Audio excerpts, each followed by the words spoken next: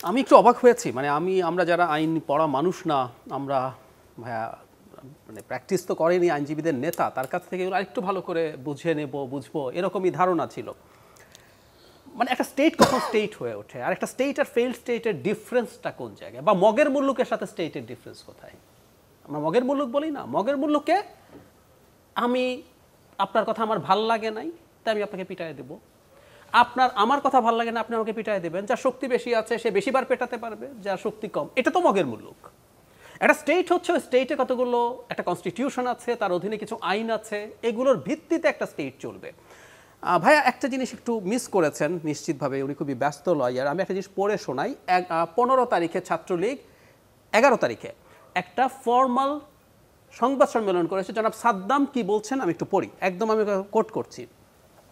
আন্দোলনের নামে দেশের শিক্ষার্থী সমাজ ও শিক্ষা ব্যবস্থাকে জিম্মি করে জনসাধারণের স্বাভাবিক জীবনযাত্রার ব্যাঘাত ঘটিয়ে দেশরত্ন শেখ হাসিনা পরিকল্পিত স্মার্ট বাংলাদেশ অভিমুখে অগ্রযাত্রা ব্যাহত করার যে কোনো প্রচেষ্টার বিরুদ্ধে দেশের ছাত্র সমাজকে সাথে নিয়ে রুখে দাঁড়াবে বাংলাদেশ ছাত্রলীগ। মানে একটা ছাত্রলীগ শুধু না, তাদের মাদার সংগঠন আওয়ামী লীগ গত নির্বাচনের আগে কি বলে নাই আমরা রাস্তায় রাস্তায় থাকবো, জনগণের জানমাল রক্ষা করব, পাহারা দেব।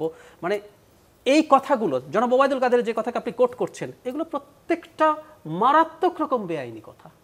আপনি ছাত্রলীগকে লেলিয়ে দেওয়ার কথা বলছেন আপনার আলোচনায়।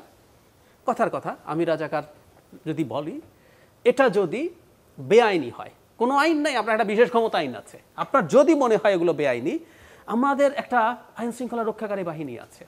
এজন্য আমি বলি, যখন ডিএমপি বলে যে কোনো রকম জনশৃঙ্খলা ইত্যাদি ইত্যাদি সমস্যা হলে, বা স্বরাষ্ট্রমন্ত্রী যখন বলে, আমি ওটার বিরুদ্ধে কথা বলি না। তারাও আবার এসে বল প্রয়োগ ঠিকঠাক মতো করলেন কিনা, ডিসপ্রপোর্শনেট বল প্রয়োগ করলেন কিনা, সেটা নিয়েও কিন্তু আমি চেঁচামেচি করবো, কিন্তু এই কথা বলার কিন্তু রাইট তাদের আছে। কারণ এখানে যদি আইনগত বা শৃঙ্খলাজনিত কোনো সমস্যা হয়, সেটা আইনগতভাবে ট্যাকেল করার মতো সক্ষমতা পুলিশের, তাকে দায়িত্ব দেওয়া হয়েছে, এবং সেটা চিফ হচ্ছেন স্বরাষ্ট্রমন্ত্রী, তাই তাদের কথার প্রতিবাদ করি না।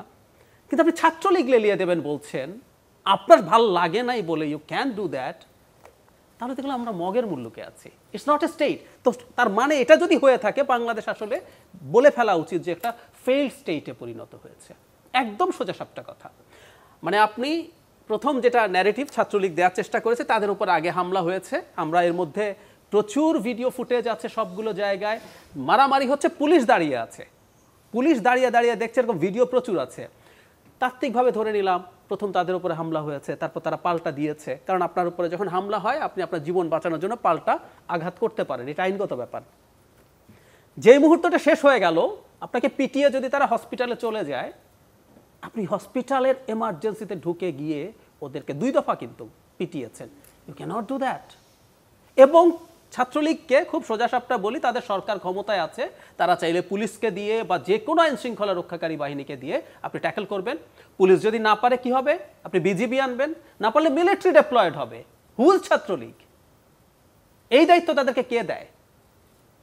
আমি বারবার বলছি, মানে ক্ষমতাসীনরা না এই জায়গাটা মিস করে। তারা কেন এটা করেছে আমি জানি, কারণ আইন শৃঙ্খলা রক্ষাকারী বাহিনীকে দিয়ে আপনি এই কাজটা যখন করবেন, এটা সরকার করেছে, যে এখন আপনি নানান রকম অজুহাত দেখাতে পারছেন, বা এখন পুলিশ বাহিনীর উপরে চাপ আছে, পুলিশ বাহিনী ডিসপ্রপোর্শনেট বল প্রয়োগ করলে সেটা নিয়ে সমস্যা হবে। কিন্তু আপনি যখন এই কাজটা করেন, দিনের শেষে আসলে আপনি স্টেট থাকেন না।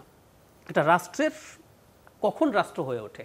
সে যখন তার কিছু আইন আছে, সেই আইনটা সে প্রয়োগ করে, সেটা ভুলভাবে হলো আইনের মাধ্যমেই আপনি করার চেষ্টা করছেন।